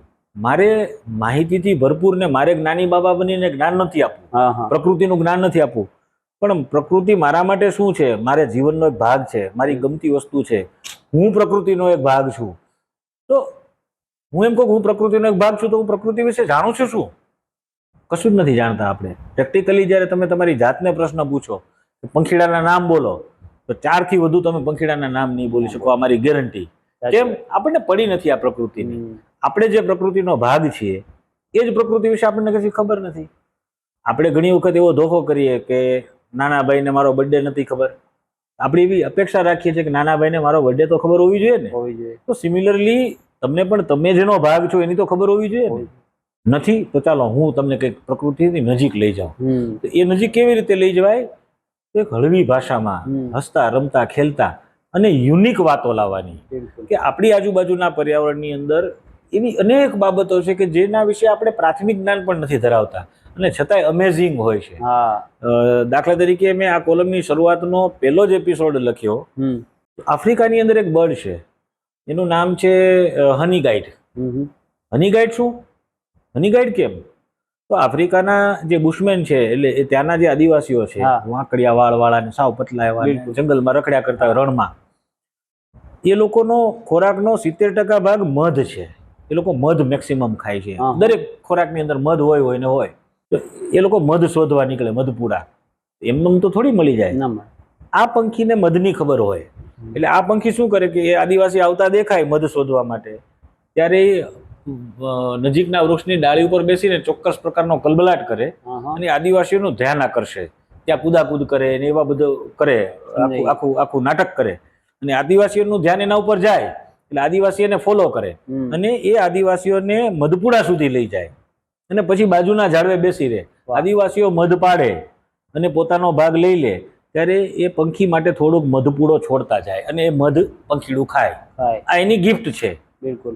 આદિવાસીઓ એવું માને છે કે આ ભગવાને મોકલેલો દૂત છે, અમને ભગવાને દૂત મોકલ્યો છે કે અમને મધ સુધી લઈ જાય છે, એટલે એને રિસ્પેક્ટ કરે છે. બિલકુલ. પણ એકવાર એવું બન્યું, જો અમેઝિંગ વાત હવે આવે છે, પંખી લઈ જાય છે મધ સુધી, એ તો અમેઝિંગ છે જ. બરાબર. પણ હવે જે બને છે ને એ અદ્ભુત ઘટના છે. એક વખત એક આદિવાસીના એક જૂથે એ એરિયામાં એને મધ આપવાનું ભૂલી ગયા કે ન આપ્યું, લાલચને કારણે, ઓછું હશે કે ગમે તે કારણ હોય. એ જ પંખી એ જ જૂથને બીજી વખત લલચાવી અને અન્ય જુદી દિશામાં લઈ ગયો ને એને રખડાઈ તોડાવી નાખ્યા, થકાવી દીધા. તમે વિચારો કે પંખીને ખબર છે કે એને મને આપવાનું નથી આપ્યું. આવું જે કોરિલેશન છે પ્રકૃતિ સાથેનું, એ ક્યાં જોવા મળે છે? હવે આ આવી અમેઝિંગ વાતો ક્યાં તમને ખબર છે? એક દરિયાની અંદર ગ્રીનલેન્ડ શાર્ક નામની માછલી છે કે જે દરિયાના 1000, 2000, 3000, 5000, 8000 ફૂટ નીચે જીવે છે, ઓલમોસ્ટ આંધળી છે, અને એ 250 વર્ષની થાય ને ત્યારે તેને ખબર પડે કે પોતે સ્ત્રી છે, પુરુષ છે. વિચારો, હવે આવી આપણને ખબર જ નથી કે આપણી આજુબાજુમાં ભારતની અંદર પણ એટલી બધી, કે ગુજરાતની અંદર તેરંતુલા નામનો ઝેરી કરોળિયો છે. તેરંતુલાને આપણે ઝેરી માનીએ છીએ, આપણે આમ થાય ઓહો ભયંકર ઝેરી. ગુજરાતમાં છે, આપણને ખબર જ નથી. આવડો મોટો આવે, એવડો મોટો આવે, એનો મોટા મોટો તો 12 ઇંચનો થાળીમાં હમા એવડો થાય. પણ ગુજરાતની અંદર જે થાય છે એ કદાચ એવડો મોટો ખોબામાં સમાય એવો 5-6 ઇંચ ના થાય. મેં તમારા ફેસબુકમાં જોયું. યસ. એટલે આવી જે અમેઝિંગ વાતો છે, નાની નાની વાતો, સૂક્ષ્મ વાતો, પણ પ્રકૃતિમાં કેટલું આશ્ચર્ય સમાયેલું છે, કેટલી વિવિધતા છે, કેટલી બધી નવી નવી વાતો છે, એ આપણે જોતા જ નથી. હું એને રજૂ કરું છું અને એને કેવી રીતે હસતા રમતા રજૂ કરું છું કે વાંદરી બેન, બિલાડી બેન, બિલકુલ. એના વિશે લખતા લખતા આવી હળવી રીતે હું લખીને મૂકું છું જેથી લોકોને વાંચવાનું મજા આવે. બિલકુલ બિલકુલ. પેલો જ્ઞાનનો ભાર ન લાગે. અને એટલા માટે એ યુનિક છે એવું મને લાગે. જ્ઞાન સાથે ગમત આપો છો, મજા બરાબર છે. બિલકુલ બિલકુલ.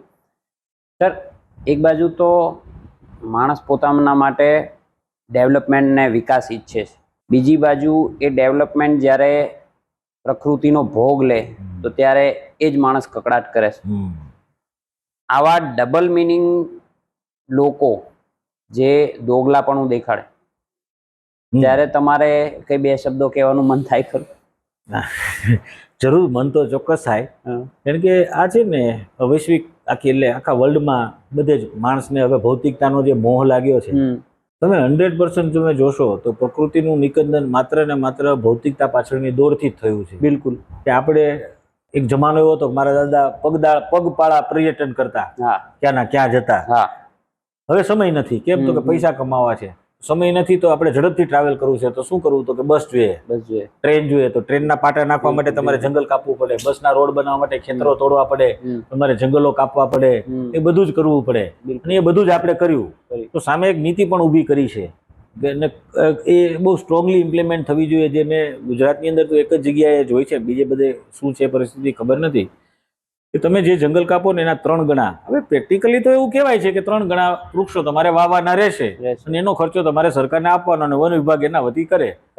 પણ એ પ્રેક્ટિકલ કામ ન થાય એની પાછળના ઘણી બધી માનવીય નબળાઈઓ અને ઘણું બધું થતું હોય છે.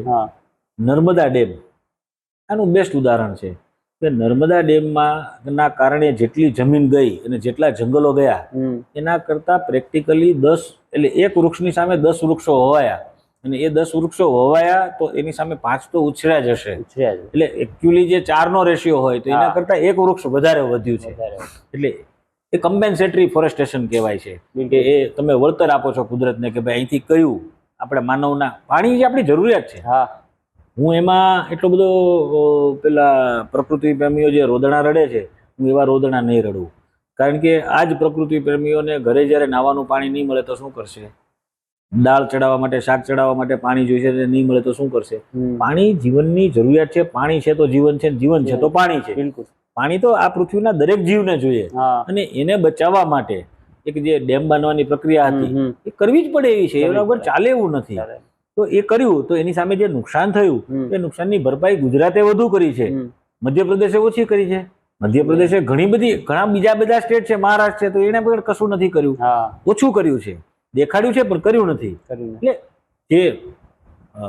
જે એ નર્મદાને નડનારા જે તત્વો હતા એ લોકોએ કાગારોળ કરી, એના બધા પોલિટિકલ રીઝન્સ ઘણા હતા, એ સિવાયના એના કારણો ઘણા બધા હતા. આપણે એમાં નહીં પડીએ. પણ ગુજરાતની અંદર જે કામ થયું છે તો મેં પોતે વિટનેસ કર્યું છે ને મેં તો જોયેલું છે. મારી ઘણી બધી વિઝિટ ત્યાંની થયેલી છે અને મેં ત્યાં પ્રેક્ટિકલી જોયું છે. એટલે હું તો એવું કહું કે ભાઈ આ જમાનામાં અનએવોઇડેબલ જે ભૌતિકતાનો જે ભૂખ છે એ જો માણસ પોતાની ઈચ્છાથી છોડે તો જ આ વસ્તુ થઈ શકે. એટલે એ આ છે ને સ્વયંમાંથી પ્રગટ થતી વાત છે. તમારી સ્વયંમાં તમારી અંદરથી, મારી દીકરી છે એ પ્લાસ્ટિક હું ગાડીના કાચમાંથી બહાર નાખું તો ઊભી રાખો, કેમ? પ્લાસ્ટિક નહીં નાખવાનું, એ ગાડીમાં લઈને બેસી જશે અને ક્યાંક કચરા ટોપલી હશે તો નાખશે. આનાથી કઈ પર્યાવરણ બદલાઈ નથી જવાનું, પણ this is start of a change of the psyche. માનસિકતા જે બદલાઈ રહી છે એ બદલાઈ અંદરથી થાય. મારી દીકરી કરે છે, બીજા ના પણ કરે, બીજાને પડી ના હોય, મારી દીકરી બી ક્યાંક બીજી એવી ભૂલો કરતી હશે. અંદરથી જ્યાં સુધી વ્યક્તિએ શરૂઆતની કેર કરવાનું નહીં થાય ને ટૂંકમાં સમાજનો સુધાર વ્યક્તિનો સ્વ સુધાર છે. માણસમાંથી તો સમાજ બને છે. હા, જ્યાં સુધી અંગ છે એ પોતે નહીં સુધરે, નહીં સુધરે. એ પોતાની મેન્ટાલિટી નહીં સુધરે ત્યાં સુધી બિલકુલ બિલકુલ બધું નકામું છે. જી સર. સર, નાના નાના પક્ષીઓ છે ને, અમે નાના હતા ને ત્યારે, અત્યારે હવે જન્માષ્ટમી સાતમ આઠમ આવે છે, પીળા માથાવાળી ચકલી આવતી. યસ. અહીંયા તો ક્યાંય દેખાતી જ નથી, કદાચ ગામડે કદાચ હોય. હા. પછી જે રેગ્યુલર જે સામાન્ય ચકલીઓ આવતી એ નાબૂદ થઈ ગઈ, પીળા માથાવાળી ચકલી ગઈ, કાગડાઓ એકદમ ઓછા થઈ ગયા. જે પહેલા ગીધ હતા, જે સમાજના સફાઈ કામદાર કહેવાતા, કાગડા અને ગીધ, હવે એ પણ દેખાતા નથી દેખાતા. શું રીઝન માનો છો આની પાછળ? બે વસ્તુઓ છે. જી. કે જીવન પદ્ધતિ બદલાય ઓકે. અને પાછી અન્ય અગેન ભૌતિકતા. આજે ગાંધીનગર છોડો ને તો અંબોડ પાસે એક ગામ છે, ત્યાં આજે હજારોના ઝુંડમાં ચકલીઓ છે. ગાંધીનગરમાં નથી. કારણ આપણે એવું કહીએ છીએ કે ભાઈ આ પેલા ટીવી ટાવરના કારણે આવ્યું. સેક્ટર 4 ની અંદર જે બિલ્ડિંગ ઉપર ટીવી ટાવર છે એ જ બિલ્ડિંગમાં ચકલી દર વર્ષે માળો કરે છે. ત્યાં કેમ ચકલી આવે છે? ચકલીને રહેવા માટેના જે ઝુંડને ચકલી ઝુંડમાં રહેનારી વર્ગ એનો જીવ છે, તો એને ઝુંડમાં ન રહી શકાય સેફલી, ત્યાં માળો બનાવીને પોતાના બચ્ચાને ન ઉછેરી શકાય એવા વૃક્ષો ના હોય. ગાંધીનગરમાં ઝુંડવાળા વૃક્ષો એકદમ જે જથ્થાબંધ પાંદડા ને બધી ડાળીઓ હોય એવા વૃક્ષો ક્યાં છે? ગાંધીનગરમાં નથી. ગાંધીનગર છોડીને હિંમતનગર સાઈડ સેજ આગળ વધો ને આજુબાજુના ગામડામાં જો હજારો ચકલીઓ મળશે. એવા વૃક્ષોમાં વડ પીપળાની વાત થાય? વડ પીપળા નહીં. ઓકે. જેના પાંદડા નાના હોય અને અનેક ડાળીઓ હોય. ઓકે. એમાં એકદમ વૃક્ષો વડલામાં ને લીમડામાં ને એમાં તો આશરો લેવાના જ છે, મળે એટલો. બિલકુલ. પણ એ બીજા પક્ષીઓનો આશરો છે. ચકલીઓને બહુ વધારે હાઈટ વાળા નહીં, મધ્યમ કક્ષાની હાઈટ વાળા અને ખૂબ પાંદડા ને કે જેની અંદર એ ચકલી સુરક્ષિત અનુભવે એવા પણ અમુક વૃક્ષો હોય છે કે એના હવે એ નથી રહ્યું.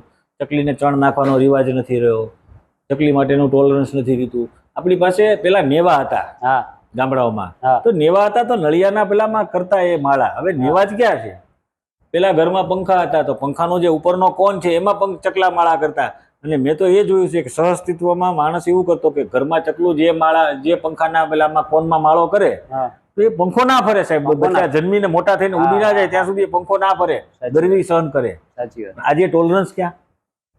ચકલીઓ નથી. બીજા બધા જે પરિવર્તનો છે એ પરિવર્તનની અંદર મોરઓરલેસ આ જ પ્રકારના કારણો આપણી પાસે હોય છે. તમને જોઈને ઉભરી આવશે કે આ જ કારણો આપણા બધા છે.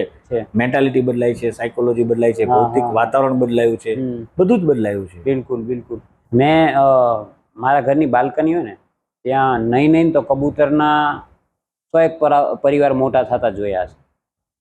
પછી મારી દીકરી જેમ મોટી થવા માંડી ને પછી એ ગેલેરીમાં જવા માંડી, ચાલતા શીખી. પછી મેં ત્યાં નેટ મારી. બરોબર. હા, એ મારો 100% સ્વાર્થ છે કે મારું બાળક માંદું ના થાય એના લીધે હું કદાચ બીજા બાળક પેલા થતા, એ મારું હ્યુમન નેચર. કે પેલો હું પછી બધા. મારું હું ને મારું આ કુદરતી છે, આ પ્રાણી સહજ છે. બિલકુલ. એટલે તમે આ જે કર્યું ને, હું આમાં થોડુંક વિવાદાસ્પદ છે. બિલકુલ. કબૂતરને આપણે શાંતિ દૂત ગણીએ છીએ, પણ કબૂતર છે ને એ હવે વૈજ્ઞાનિકો એને પેસ્ટ તરીકે માન્યતા આપતા જઈ રહ્યા છે. નુકસાનકારક જીવ છે. કબૂતરોના અતિક્રમણને કારણે ઘણા બધા પંખીઓના જીવ ગયા, એટલે ઘણા બધા પંખીઓનો નાશ તરફ જઈ રહ્યા છે. શું વાત કરો? કબૂતર ભલે શિકારી નથી, પણ કબૂતરના ત્રાસ એટલા બધા છે, એનું અતિક્રમણ એટલું બધું છે કે બીજા પંખીઓ એના ભારથી સહન જીવી નથી શકતા. અને કબૂતરની જે હગાર છે એના કારણે અનેક પ્રકારના રોગ ફેલાય છે. આપણે કબૂતરને ભોળો જીવ માનીએ છીએ. કબૂતર આપણે જેટલો માનીએ છીએ એટલો ભોળો જીવ ડોન છે. અને એની જાણબાર એ તો એક એનું નેચર છે, એ તો પ્રાણી છે. એને ખબર નથી કે પોતે શું કરી રહ્યું છે, ઈરાદાપૂર્વક આ નથી કરતું, પણ એના કારણે આ થાય તો છે જ. એટલે ઘણું બધું કુદરતના પાસે હવે માની લો કે મેં હમણાં જે યુનિકનેસ ની વાત કરી, તો આપણે કબૂતરને એક નિર્દોષતા સાથે સરખાવ્યું. આપણે ધારીએ છીએ એટલું કબૂતર નિર્દોષ હોતું નથી. કબૂતર માંસાહારી જીવ છે, એ તમને ખબર છે. કબૂતરને આપણે ચણ નાખીએ છીએ, ખાઈએ છીએ, એનો મૂળભૂત કોઈ પણ પંખીનો મૂળભૂત ખોરાક કદી ચણ હોતો નથી. દરેક પંખી બાય બર્થ માંસાહારી જ હોય, અળસિયા બધું ખાતા જ હોય છે. પણ એ વિવાદાસ્પદ મુદ્દો છે. આપણે એ જીવદયાવાળાને પાછું પેટમાં દુખે. જીવદયાવાળા સાથે મને કદી આવા કારણોસર જ નથી બન્યું. એની એક રમૂજી વાત છે, એ ક્યારેક કહીશ તમને પછી. એ ટૂંકમાં તમારું એટલે નથી બનતું કે વિજ્ઞાન જાણ્યા વિના યસ, ખાલી ઓહો મને બહુ પેટમાં દુખે ને મને બહુ લાગી આવે. મોટાઈ દેખાડવાનો એક તરીકો છે હવે. હા સમજી Showing ગયો. off. આઈ એમ એટલે હું ઇન્ટેલેક્ચ્યુઅલ ગણાઈ જાઉં એમ. કુલ બની જાવ અત્યારની ભાષામાં કહો તો. સર, નદીઓ દિવસે દિવસે યા તો બહુ મોટી નદી છે એ નાબૂદ નથી થતી પણ ગંદી થઈ જાય, સખત ગંદી. અને અમુક નદીઓ છે જે સખત સુકાતી જાય છે. ઇવન તમે સાબરમતી જો બધું નર્મદાનું પાણી છે, કહી શકીએ એવું. Right. હું ખોટો હોઉં તો મને બરોબર રોકજો. છે. ના યુ આર રાઈટ. તો આમાં શું પગલાં લેવાની જરૂર પડે? આ છે ને આમ કોમ્પ્લિકેટેડ મુદ્દો છે, પણ આમ બહુ સીધો સાદો મુદ્દો છે હા કે વરસાદની જે અનપ્રેડિક્ટેબિલિટી થઈ છે, જી. પાણી હંમેશા ઉપરવાસથી જ આવે. હા કોઈ પણ નદી સ્વયંભૂ જમીનમાંથી નીકળી હોય એવા બહુ ઓછા સોર્સિસ છે હા કે જે હા જમીનમાંથી પ્રગટ થઈ હોય અને જમીનમાંથી, કે ભાઈ માની લો કે હિમાલયમાંથી આવે છે ગંગા, હા તો ગંગાનું પાણી હિમાલયનો બરફ ઓગળે છે એમાંથી જ આવે છે. હા એનો કોઈ પાણીનો સોર્સ જમીનમાંથી નથી નીકળતો. નથી. કૂવામાંથી જેમ પાણી નીકળે કે કોઈ ઝરણું અંદર જમીનમાંથી ફૂટી નીકળે, હા. એ રીતે ગંગા જમીનમાંથી ફૂટી નથી નીકળતી. નથી નીકળતું. હિમાલયનું પાણી ચેનલાઇઝ થઈને જેમ જેમ ઓગળતું જાય એમ ઉનાળાના સિઝનમાં આવતું જાય. એની એટલી બધી પ્રચુર માત્રામાં છે કે એ આખું છેક બંગાળ સુધી પહોંચી જાય હા છે. બિલકુલ. કોઈ પણ નદી સુકાવાના એક કરતા વધારે કારણો હોય. એને ડિસ્ટ્રોય થવાના એક તો ઇરોઝન છે કે નદીની આસપાસનો જે એરિયા છે, આપણે જે અમેરિકામાં ગ્રાન્ડ કેનિયન હવે જોવા જઈએ છીએ, હા એ શું છે? એ પ્રોસેસ છે. કરોડો વર્ષોથી જે નદી પસાર થતી થતી કોતરીને છેક અંદર ઉતરી ગઈ છે. ઉતરી ગઈ. 500 1000 ફૂટ સુધી હા. નીચે ઉતરી ગઈ છે. That is how grand canyon is made. Yes. પણ આપણી નદીઓ છે એ બધી પોળા પટવાળી છે. હા ઉપરવાસ જે વરસાદ અથવા તો પાણીનો મુખ્ય સ્ત્રોત છે બ્રહ્મપુત્રા છે, તો ચીનમાંથી આવે છે. આપણી નદી છે જ નહીં. જી. બ્રહ્મપુત્રા ઇન્ડિયાની નદી નથી, ચીનમાંથી આવે છે. ચીનમાંથી આવે. હવે ચીનમાંથી આવે છે તો એના ઘણા બધા પાસા આપણને એમાં નડવાના હા કે હવે ત્યાં અમુક કામ થઈ રહ્યું હોય તો બ્રહ્મપુત્રાનું પાણી લાલ છે, કારણ કે ચીનના એવા ઝોનમાંથી આવે છે કે જેની માટી જ લાલ છે. લાલ. હવે એ પાણી એ બ્રહ્મપુત્રા આવતા આવતા આવતા કલકત્તા બાજુ થઈને પહોંચે ત્યારે એનો પાણીનો કલર બદલાઈ જાય છે. વરસાદ અને વરસાદની જે સિચ્યુએશન છે, સાબરમતી નદીની અંદર પૂર આવતા મેં જોયેલું છે. ઉપરવર્ષથી સાબર ક્યાંથી આવે છે? રાજસ્થાનમાંથી આવે છે સાબરમતી. બિલકુલ બિલકુલ. હવે ત્યાં જ વરસાદો છે છતાંય હવે એવા ઝોનમાં જાય છે વરસાદો કે જે આ નદીને નડતા નથી. બનાસ નદી પણ રાજસ્થાન કે એ બાજુથી આવે છે. તો એમાં પણ પાણી હવે આપણને ઓછું જોવા મળ્યું છે. એના મૂળભૂત કારણો વરસાદની જે બદલાતી જતી પેટર્ન છે, અને વરસાદની પેટર્ન બદલાવાના મૂળભૂત કારણો જે છે એ પ્રકૃતિ સાથેની છેડછાડના કારણે ગ્લોબલ વોર્મિંગની આજે જે વાત કર્યા છે ને, એ બધે જ લાગુ પડે છે. આજે આખું જે બદલાઈ રહ્યો છે સિનારીઓ, પ્રાકૃતિક પરિસ્થિતિઓ બદલાઈ રહી છે, એની પાછળ મૂળભૂત કારણ ગ્લોબલ વોર્મિંગ છે. અને ગ્લોબલ વોર્મિંગની અંદર એવું નથી કે ઝાડવા કાપવાથી જ ગ્લોબલ વોર્મિંગ થાય છે. એસી વાપરવાનું પણ એના પરિણામ, એના ઘટકો છે. ઇલેક્ટ્રિસિટી વાપરો છો, તમને એમ થાય કે હું એસી નહીં વાપરીને પ્રકૃતિ બચાવી લઉં, તો એવું નથી. પંખો વાપરો છો તો તમે ઇલેક્ટ્રિસિટી વાપરો છો. તો ઇલેક્ટ્રિસિટી ક્યાંથી આવે છે? લાકડા બાળવામાંથી, કોલસામાંથી આવે છે. કોલસો ક્યાંથી આવે છે? તે કાપેલા લાકડામાંથી જ આવે છે.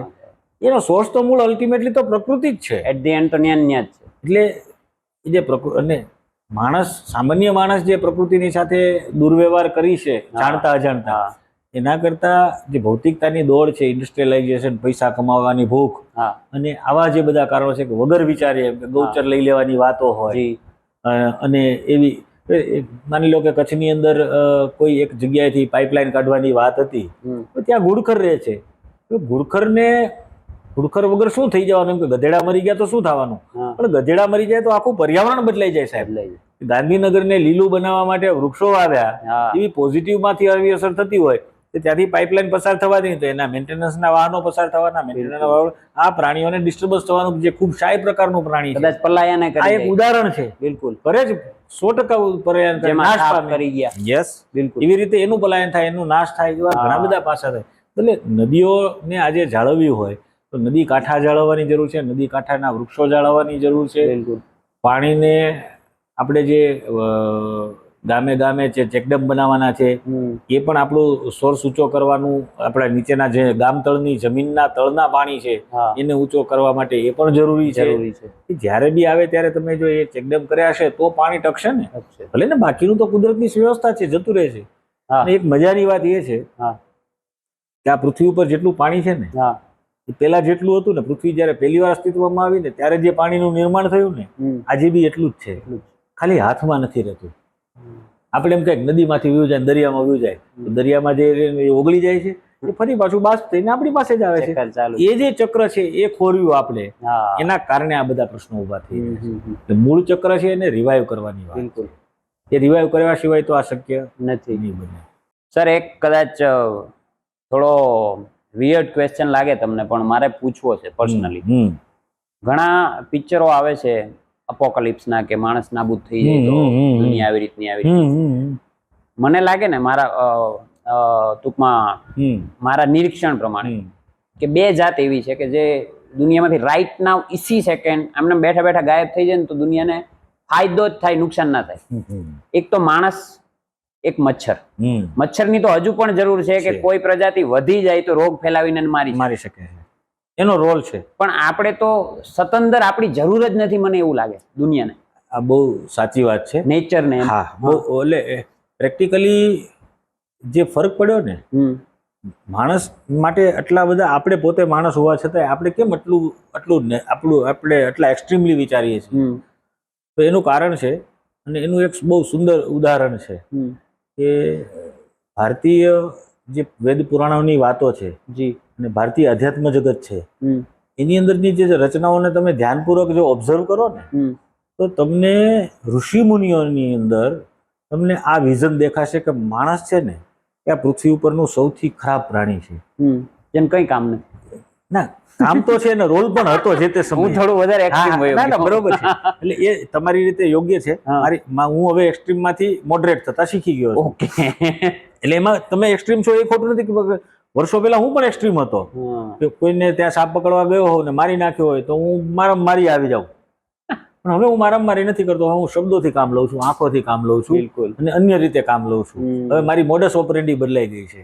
તો ડિપ્લોમેટ થઈ ગયા. મને એના ફાયદા પણ થયા છે. એ તમને અત્યારે નહીં સમજાય, એ પછીથી, એટલે એ જયારે યોગ્ય ઉંમરે તમને જ સમજાય. બિલકુલ. માણસ છે ને એ ફેર શું ઇન્ટેલેક્ચ્યુઅલ એનિમલ છે, પોતે બૌદ્ધિક છે, પોતાની રીતે સ્વતંત્ર રીતે વિચારે છે. પ્રાણીઓ છે ને એ બેઝિક ઇન્સ્ટિંક્ટ છે, સહજ વૃત્તિઓ. એ પ્રાણી સહજ છે. એ પ્રાણી સહજ વૃત્તિઓથી જીવે છે. ખાવું, પોતાનો બચાવ કરવો, જરૂર પડે શિકાર કરવો, બચાવ કરવાની જરૂર પડે તો સામેવાળાને મારી નાખવું, ભાગી જવું, મૈથુન કરવું અને બચ્ચા પેદા કરવા. એક સાયકલ ચાલ્યા કરે. આ પ્રાણી છે. આ માણસ એવો જે જીવ, એ માણસ એક એવા પ્રાણી તરીકે ઇવોલ્વ થયું કે જે ઇન્ડિપેન્ડન્ટલી આ સહજ વૃત્તિઓથી બહાર જઈને વિચારવા માંડ્યું કે આપણી પાસે કમ્પેશન છે, આપણી પાસે કરુણા છે, આપણી પાસે દ્વેષ છે, આપણી પાસે ધૃણા છે, આપણી પાસે નફરત છે, આપણી પાસે પ્રેમ છે. પ્રેમ પ્રાણીઓમાં છે. એ આપણે ક્યારેક એવા ફિનોમિના જોઈએ છે નાના નાના કે જે આપણને પ્રેમની ઝાંખી થાય.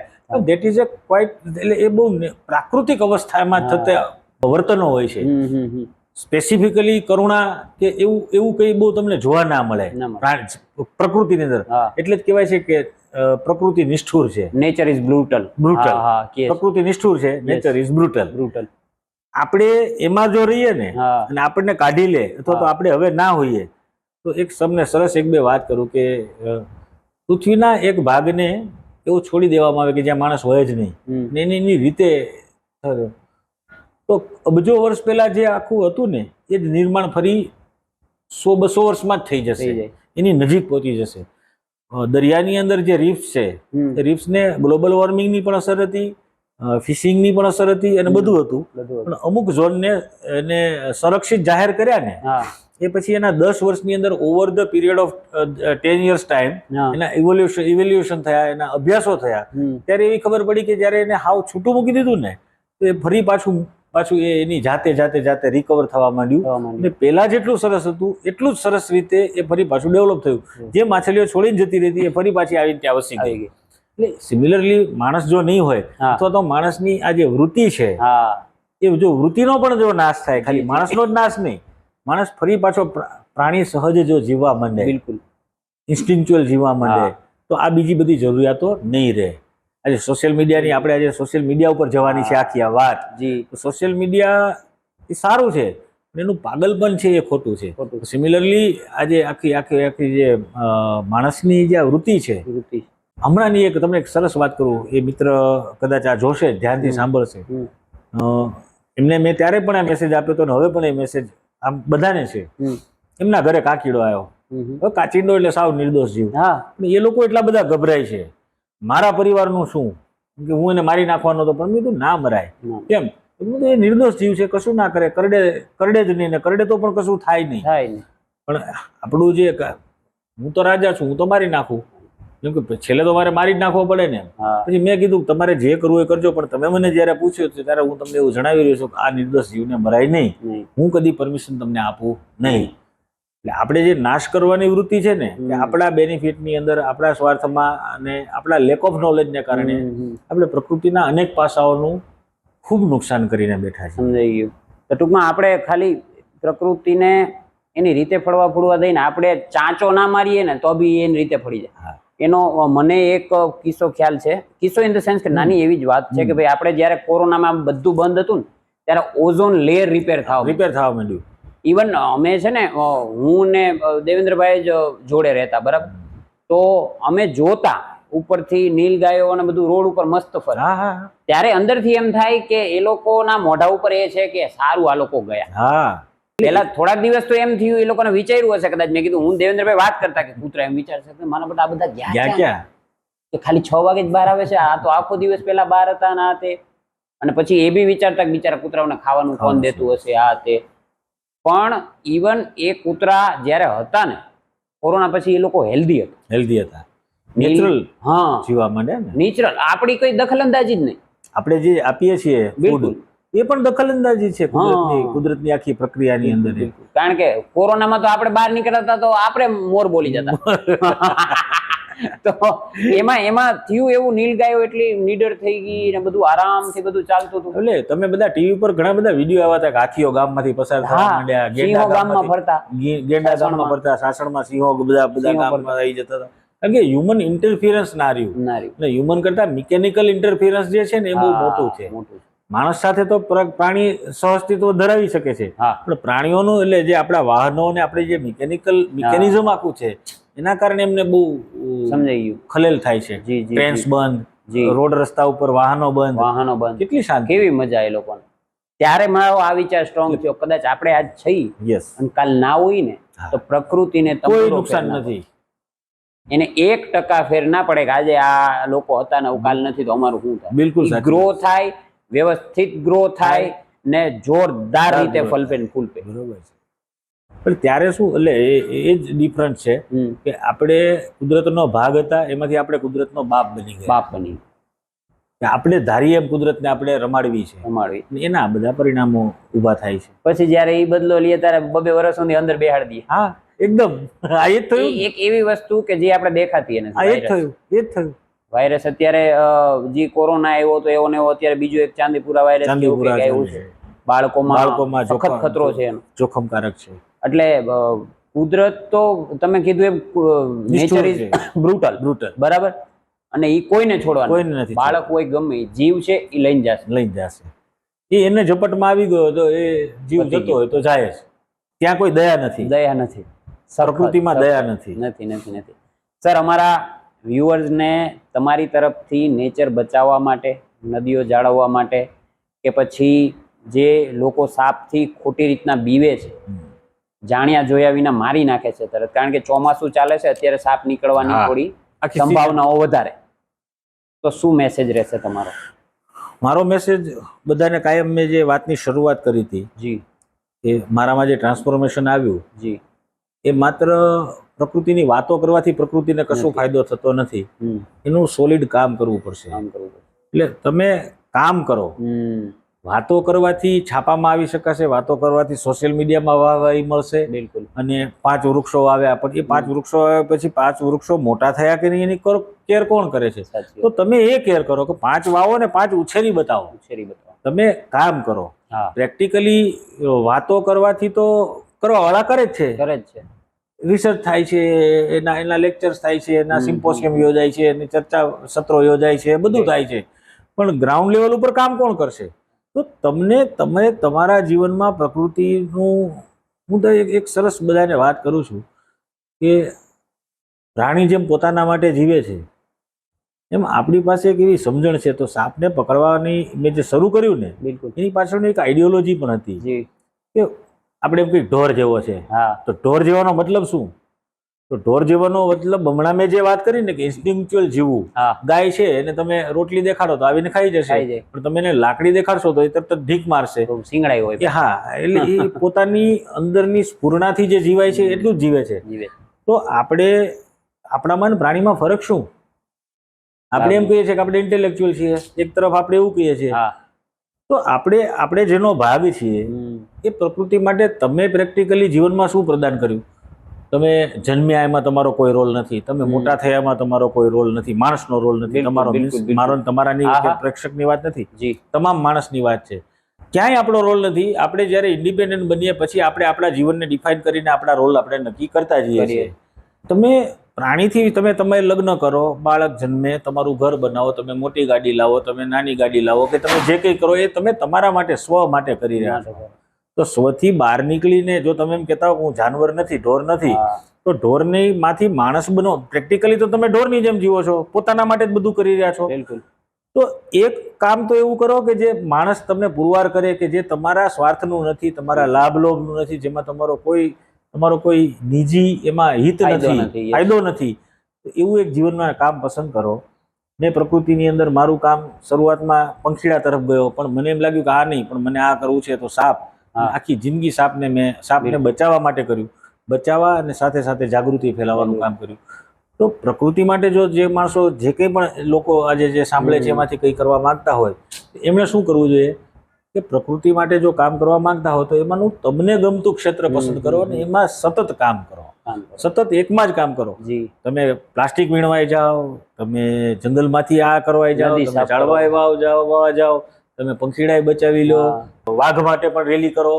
એવું નહીં, જેકોબ વોલેન માસ્ટર ઓફ નન એવું નહીં કરવાનું. બિલકુલ બિલકુલ તમે એક ફિલ્ડ પકડો, કારણ કે તમે સાયન્ટિસ્ટ નથી, તો તમારું પ્રધાન ઇન્ટેલેક્ચ્યુઅલ નથી, તમારું પ્રધાન ફિઝિકલ છે, પ્રેક્ટિકલ છે. Physical. તો એક ફિલ્ડ પસંદ કરો ને એમાં સતત કામ કરો તો તમને રિઝલ્ટ મળશે. હા એક જમાનો એવો હતો કે મને કોઈ નહોતું ઓળખતું, હા અને કન્સિસ્ટન્ટ અને એકધારા કામને કારણે આખું ગુજરાત અને ગુજરાતની બહાર જેટલા વાઇલ્ડ લાઈફ લવર્સ છે, જી.